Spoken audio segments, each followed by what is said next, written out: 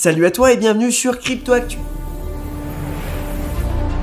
Ça fait un petit moment que j'ai pas fait d'épisode, du coup, aujourd'hui on va parler des NFT et plus particulièrement de l'effet que peut avoir l'augmentation du prix de l'Ether directement sur les NFT.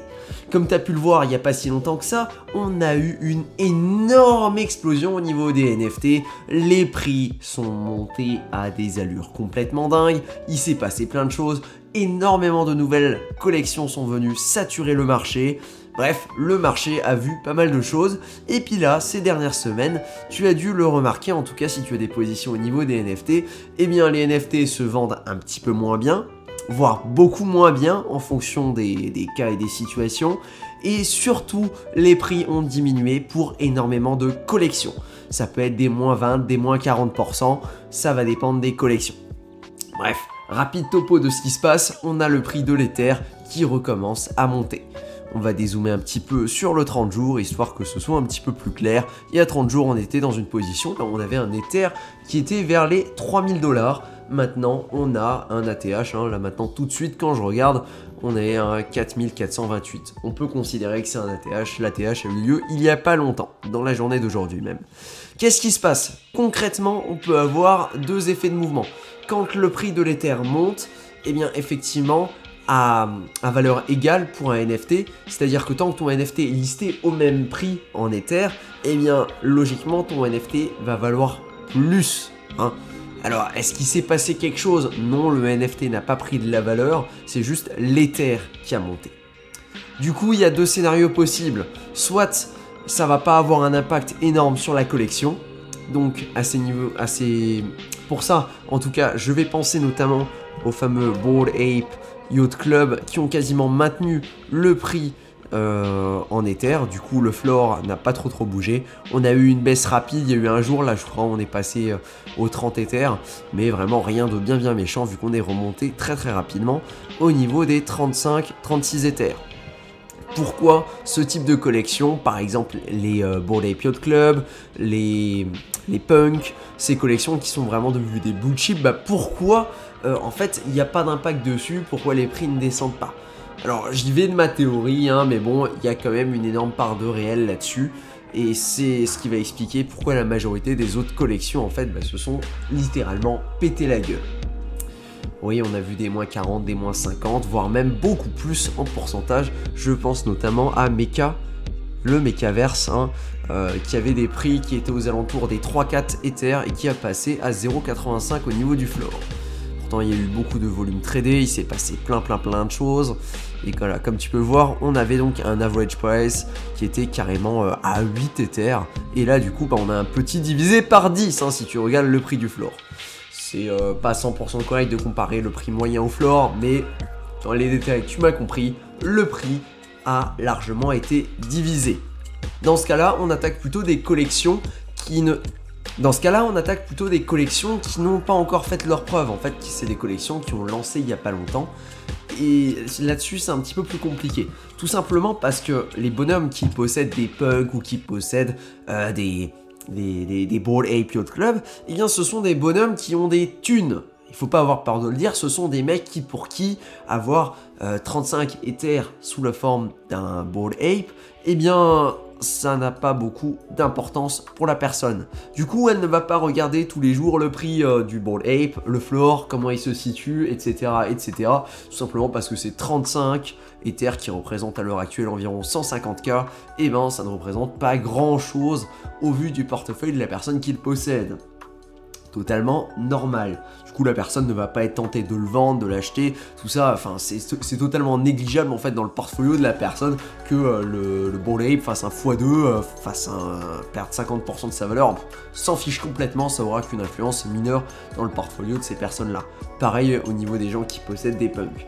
D'ailleurs, au niveau des punks, il faudra que je discute un petit peu plus en détail, au niveau des techniques qui sont un petit peu utilisées pour faire flamber les prix, alors qu'en réalité, il se passe pas grand-chose à ce niveau-là. Bref. Pour un autre sujet.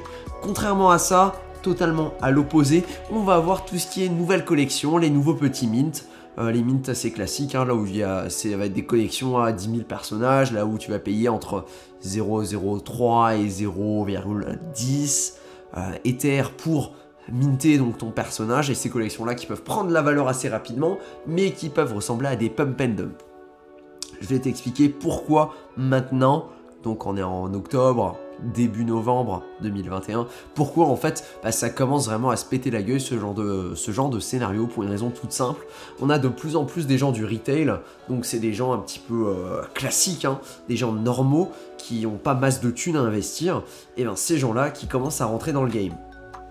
Le souci, c'est que ces gens-là, alors c'est pas méchant ce que je vais raconter, hein, c'est juste arbitraire, c'est un petit peu ma théorie, mais du coup, pour ces gens-là, en fait, à partir du moment là où ils vont avoir quelques gains, c'est-à-dire qu'ils vont gagner 100, 200, 300 dollars ou euros sur l'augmentation du prix d'un NFT, et ben ils vont être tentés de le vendre.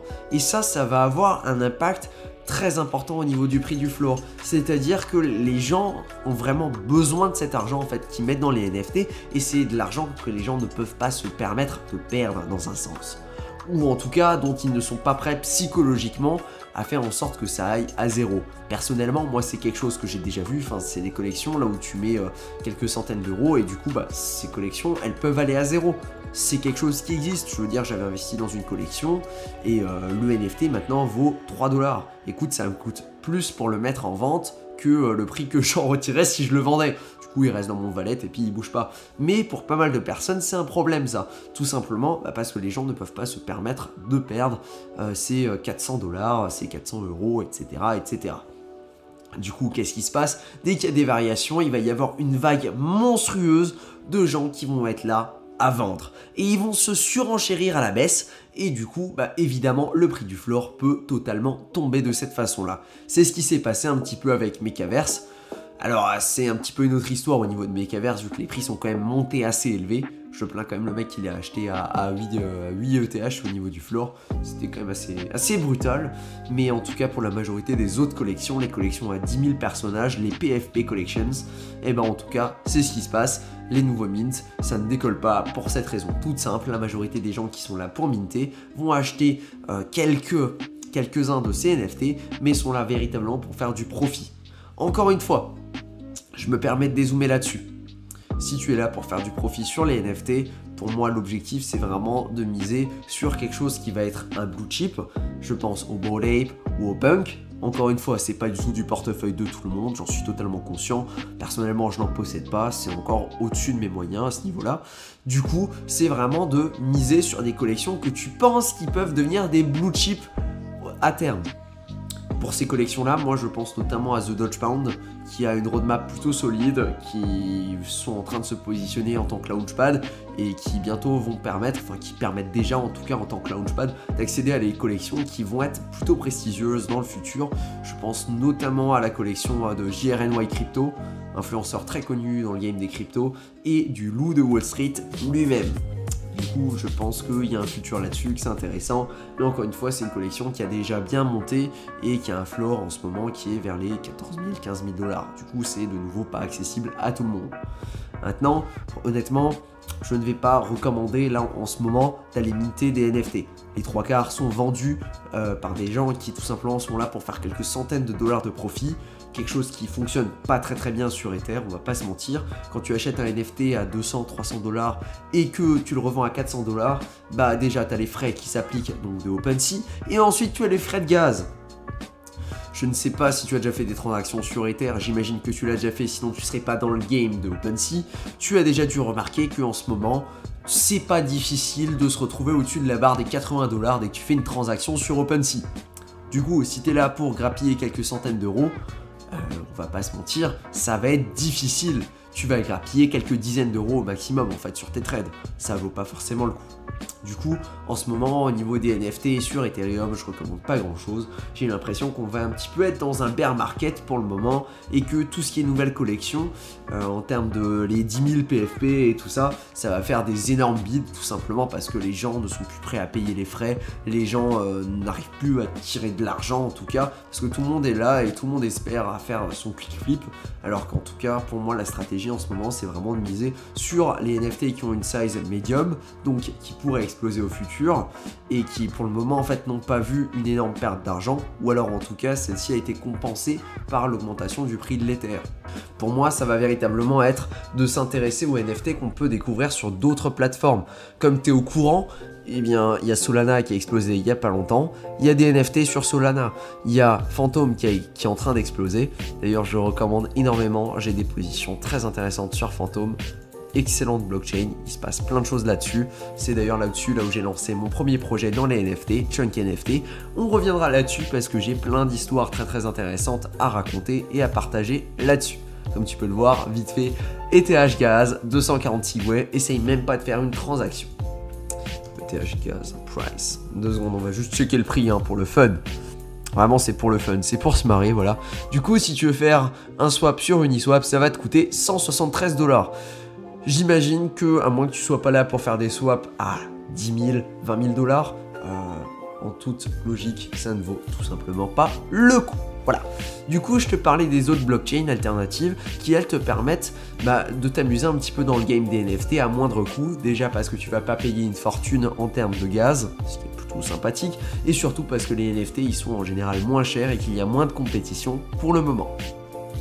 Du coup, je pense notamment, évidemment, à Phantom, blockchain sur laquelle j'ai lancé Chunk. Donc, du coup, je vais te présenter un petit peu la marketplace à ce niveau-là, même si ça aurait pu faire l'objet d'une vidéo à part entière, mais bon, on va juste aller chez eux, histoire que tu vois un petit peu les collections, voilà.